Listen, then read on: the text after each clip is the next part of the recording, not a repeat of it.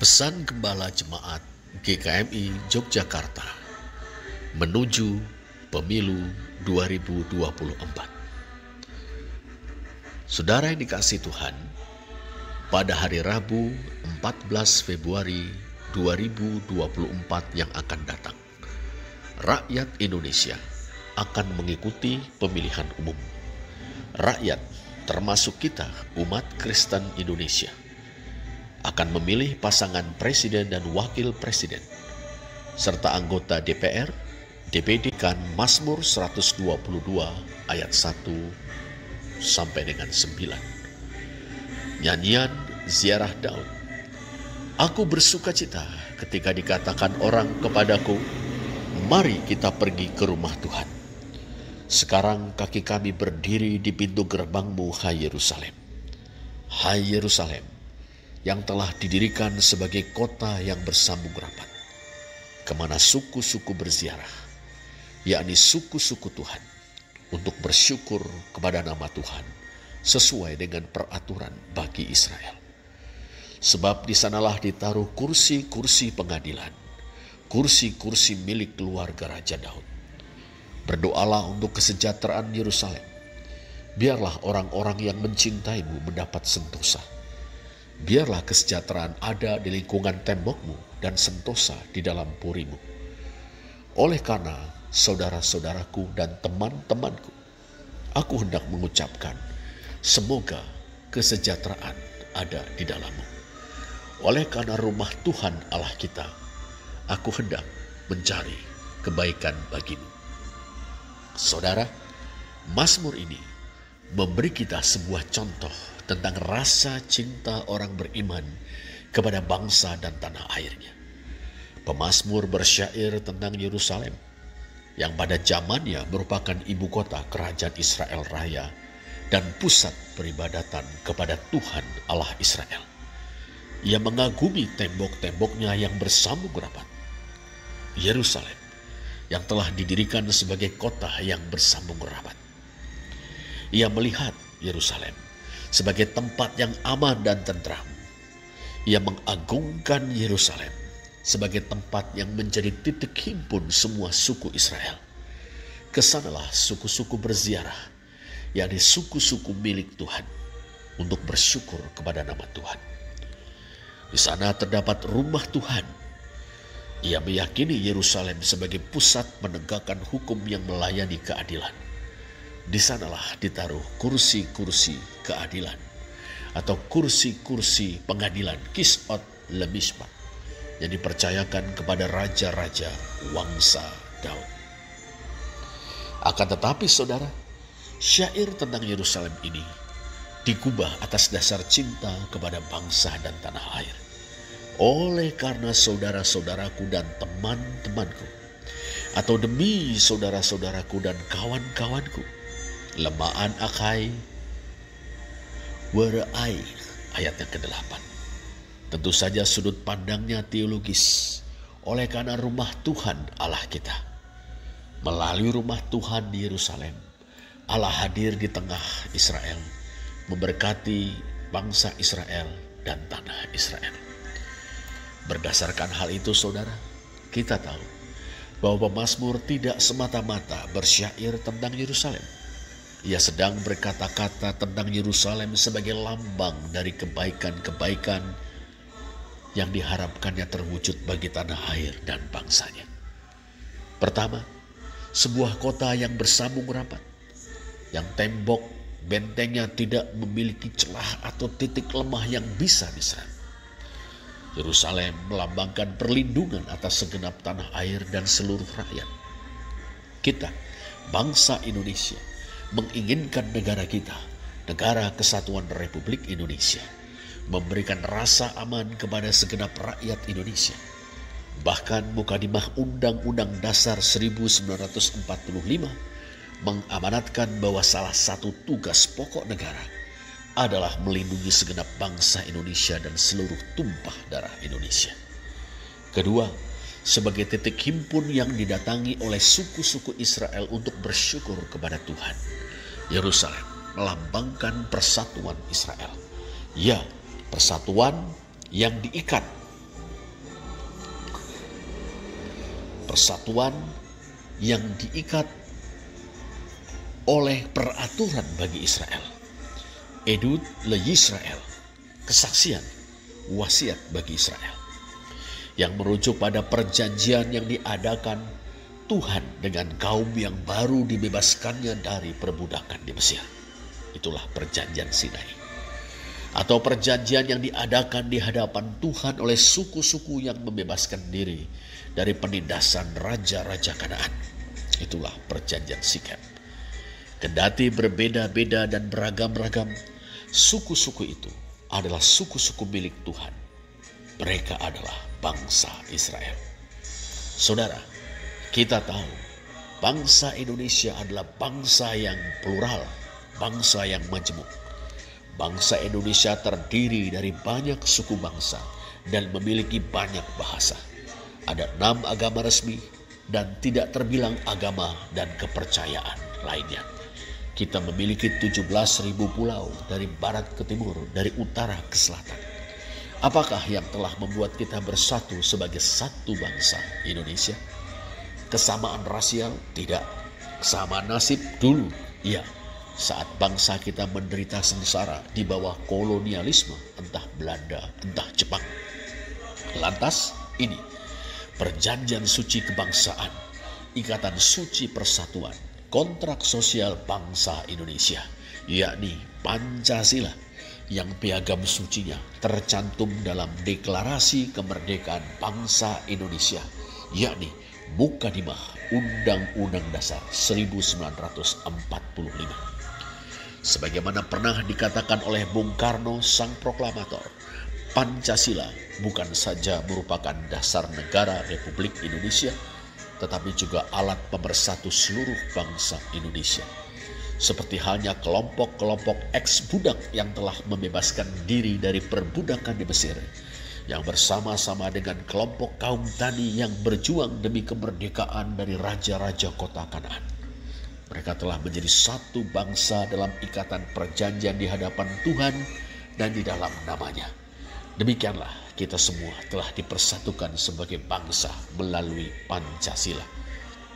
Ketiga, kursi-kursi untuk menegakkan hukum yang melayani keadilan, yang dipercayakan kepada raja-raja dari Wangsa Daud, adalah lambang kepastian hukum yang memenuhi rasa keadilan rakyat.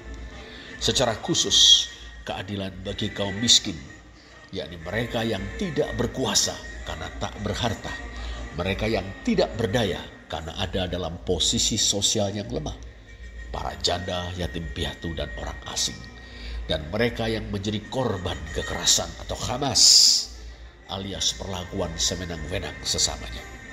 Itulah tugas raja-raja dari Wangsa Daud, seturut dengan yang pernah dilakukan dan diteladankan oleh Raja Daud. Demikianlah Daud telah memerintah atas seluruh Israel dan menegakkan keadilan dan kebenaran bagi seluruh bangsanya. 2 Samuel 8 ayat 15. Dalam konteks republik dan negara demokrasi seperti Republik Indonesia, saudara, tentu bukan monarki, bukan kerajaan. Kursi-kursi kekuasaan untuk menegakkan hukum yang melayani keadilan itu tentu tidak bisa diturun alihkan berdasarkan garis keturunan. Rakyat berhak memilih orang-orang yang akan duduk di kursi-kursi tersebut. Dalam konteks ini, kita menyadari betapa pentingnya pemilihan umum. Kita tahu, saudara, bahwa menurut pasal 27 Undang-Undang Dasar 45, setiap warga negara memiliki kedudukan yang setara di hadapan hukum. Berdasarkan itu kita mengharapkan menegakkan hukum yang melayani keadilan, yang tidak tajam ke bawah tapi tumpul ke atas, yang tidak tebang pilih, penuntasan kasus-kasus pelanggaran hak asasi manusia, pemberantasan korupsi, penghentian pengerusakan alam, penyelesaian yang adil atas sengketa tanah adat, ketegasan terhadap perilaku intoleran bahkan kekerasan kelompok-kelompok tertentu terhadap komunitas penganut agama atau kepercayaan dalam tanda petik minoritas, dan perlindungan terhadap posisi rentan kaum perempuan dan anak dari kekerasan dalam rumah tangga, eksploitasi seksual, dan perdagangan manusia. Kita membutuhkan aparat penegak hukum yang berintegritas dan profesional. Kinerja mereka juga perlu pengawasan dan kontrol demokratik dari rakyat. Saudara, karena cintanya, pemazmur mengharapkan shalom, yakni perdamaian atau kedamaian, damai sejahtera dan kesejahteraan, atau kesejahteraan yang berkeadilan bagi bangsa dan tanah Israel. Ia menyebutnya sampai 3 kali di ayat 6, 7, dan 8. Lembaga Alkitab Indonesia menerjemahkannya dengan kesejahteraan. Sehubungan dengan itu ia melakukan 3 hal. Pertama, ia mengajak saudara-saudara sebangsa yang ada bersamanya untuk mendoakan kesejahteraan Yerusalem. Sebuah ajakan dengan menggunakan majas pras prototo, satu bagian untuk semua. Doakanlah kesejahteraan Yerusalem. Sha'alu shalom Yerusalem, berarti doakanlah seluruh bangsa dan tanah Israel. Apakah isi doa itu? Biarlah orang-orang mencintaimu mendapat sentosa. Biarlah kesejahteraan ada di lingkungan tembokmu dan sentosa di dalam purimu. Saudara, kita pun harus mendoakan Indonesia. Dalam syafaat, kita terus mendoakan agar shalom, yakni kesejahteraan dan perdamaian yang berkeadilan. Tidak saja agar negeri kita terus kemahripah loh Cinawi, tapi juga agar bangsa kita hidup dalam suasana toto tentrem kerto raharja. Kita berdoa agar negara benar-benar melindungi seluruh bangsa Indonesia dan segenap tumpah darah Indonesia. Kita berdoa agar negara dan rakyat setia kepada Pancasila, baik dengan tegas menangkis faham-faham sektarian maupun dengan mengamalkan Pancasila. Dan agar negara serius dengan penegakan hukum dan rakyat berpartisipasi dengan melakukan kontrol demokratis terhadapnya. Pendeknya, agar republik benar-benar menjadi negaranya seluruh rakyat. Dalam negara macam itulah, saudara, perdamaian atau kedamaian, damai sejahtera, dan kesejahteraan yang berkeadilan akan benar-benar terwujud. Toto tentrem kerto raharjo di negeri yang kemahripah loh Cinawi. Yang kedua, pemazmur mengucapkan harapan yang baik untuk Yerusalem. Aku akan mengucapkan semoga kesejahteraan ada padamu. Lagi, pars prototo, sebuah harapan yang tidak semata menyangkut Yerusalem, tetapi tanah air Israel. Mengucapkan harapan baik berarti mengucapkan apa yang baik, yang benar dan bermanfaat, baik bagi Yerusalem maupun bagi seluruh tanah Israel. Itu dilakukan demi saudara-saudaraku dan teman-temanku, negeri yang diberkati untuk bangsa yang diberkati. Saudara, dalam ucapan kita perlu selalu mengatakan yang baik, yang benar dan bermanfaat bagi bangsa dan tanah air kita. Kita mengatakan yang baik, harapan bersama. Kita mengatakan yang benar, anti hoax, anti fitnah, anti hasutan. Kita mengatakan yang bermanfaat, bersikap jujur objektif, mengapresiasi pencapaian positif dari pemerintah, parlemen atau aparat penegak hukum, dan mengkritik kinerja yang tidak atau belum maksimal atau menyimpang dari prinsip republik, yakni pro bono publico, demi kebaikan umum. Bahkan mengusulkan pemikiran-pemikiran yang positif dan konstruktif untuk memperbaiki keadaan. Kita isi media massa, media online dan media sosial, baik WA, Twitter, YouTube dan sebagainya, dengan harapan bersama sebagai bangsa, dengan tangkisan-tangkisan yang benar terhadap hoax, fitnah dan hasutan, serta dengan apresiasi kritis dan gagasan-gagasan yang positif dan membangun untuk perbaikan dan kemajuan. Yang ketiga, saudara, mencarikan apa yang baik bagi Yerusalem. Aku akan mengusahakan apa yang baik bagimu, kata pemazmur. Mencarikan, mengusahakan yang baik atau bekerja untuk kebaikan Yerusalem. Lagi-lagi pars prototo, sebagian untuk semua. Perspektifnya teologis, demi rumah Allah kita. Sejatinya, rumah Allah bukan semata sebuah bangunan semewah apapun seperti yang didirikan atas perintah Raja Salomo. Rumah Allah yang sesungguhnya adalah umat atau bangsa itu. Hadir di tengah umat, Tuhan Allah menyatakan kemuliaannya kepada segala bangsa. melalui umat Tuhan Allah memberkati segala bangsa. Melalui umat Tuhan Allah menarik segala bangsa untuk datang kepadanya. Tetapi umat atau bangsa Israel seringkali gagal. Sampai kemudian penerus Nabi Yesaya di penghujung masa pembuangan Babel berkata-kata tentang hamba Tuhan. Representasi dari Israel yang diperbarui. Dialah hamba Tuhan itu yang akan menjadi terang bagi bangsa-bangsa. Lihatlah Yesaya 42 ayat 6, 49 ayat 6, dan 51 ayat 4. Kita, saudara, sebagai umat Kristen, melihat hamba Tuhan itu adalah Yesus Kristus, Sang Mesias. Dalam persekutuan dengan Dia, kita menjadi umat Mesias, menjadi Israel yang baru, yang diutusnya menjadi terang dunia. Perhatikanlah Matius 5 ayat 14, frase tovos tu kosmu. Dalam upaya, saudara, kita menyingsingkan lengan baju, bercancut tali wondo untuk bekerja sebaik-baiknya, sesuai dengan profesi kita masing-masing, untuk kesejahteraan keluarga kita masing-masing. Sedia menyingsingkan lengan baju untuk bergotong royong, holopis kuntul baris, untuk tugas-tugas bersama. Orang-orang Kristen yang diberi karunia yang memungkinkan mereka memajukan ilmu pengetahuan, teknologi, seni budaya, penegakan hukum, pengabdian masyarakat, dan sebagainya, harus bergerak untuk mendatangkan apa yang baik bagi bangsa Indonesia. Seperti misalnya saat kita bersama dengan pemerintah berjuang mengatasi pandemi COVID-19. Orang-orang Kristen secara individual, bahu-membahu, bersama dengan warga masyarakat, bercancut tali wondo, holopis kuntul baris.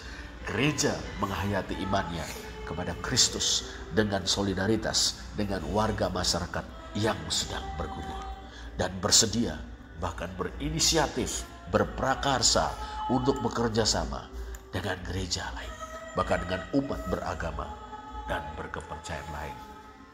Saudara, sementara kita bersyukur atas kemerdekaan yang dalam rahmat Allah yang Maha Kuasa diraih dengan keinginan luhur melalui banyak pengorbanan, kita komitmenkan diri kita, orang-orang Indonesia pengikut Kristus, Indonesian Christians, untuk bersyafaat, mengucapkan perkataan kebajikan, dan mengupayakan apa yang baik bagi bangsa dan tanah air kita, Indonesia tercinta.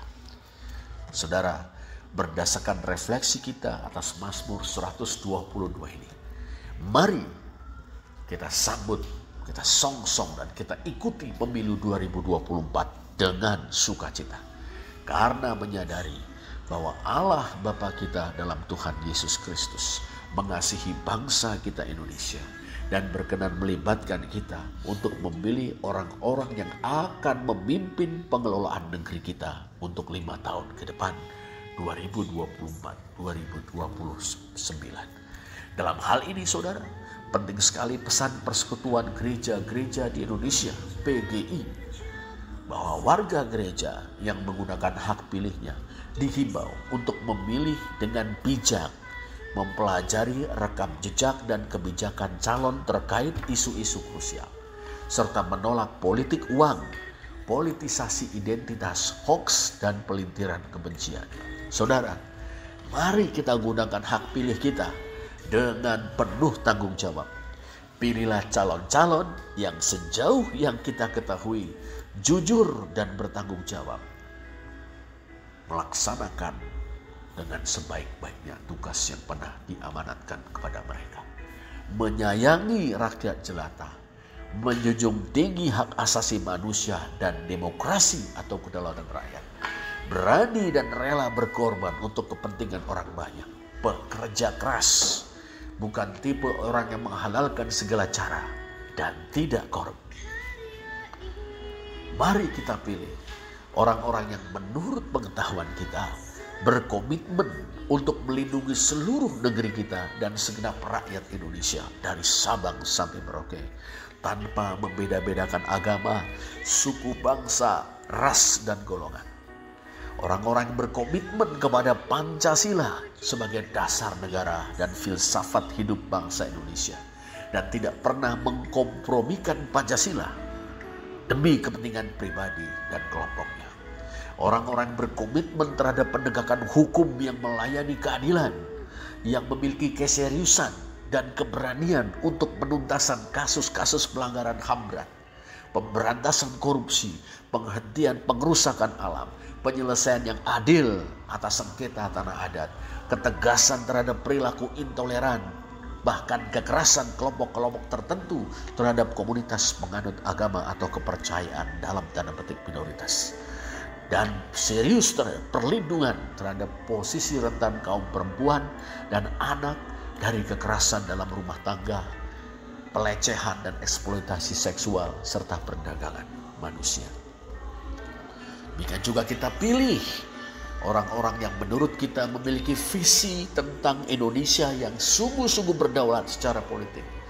Indonesia yang mandiri dan sejahtera berkeadilan secara ekonomi. Indonesia yang aktif dalam mengusahakan dunia yang damai berkeadilan. Maju dalam ilmu pengetahuan dan teknologi. Dan sudah barang tentu Indonesia yang memiliki kualitas moral yang tinggi. Saudara, mari kita berdoa. Mohon kepada Allah, Bapa kita dalam Tuhan Yesus Kristus, untuk melindungi negeri kita dari kerusuhan, dari campur tangan asing atau imperialisme, dan dari perpecahan. Mari kita menjaga diri kita untuk tidak termakan hoax, fitnah dan hasutan, atau menjadi penyebar kebohongan dan ujaran kebencian. Sebaliknya, marilah kita selalu berusaha mengatakan kebenaran di dalam kasih yang ikut membangun suasana yang kondusif. Mari kita lanjutkan upaya-upaya kita bagi kesejahteraan negeri dan bangsa kita Indonesia. Selamat mengikuti pemilu 2024. Diberkatilah Indonesia. Terpujilah Allah. Amin.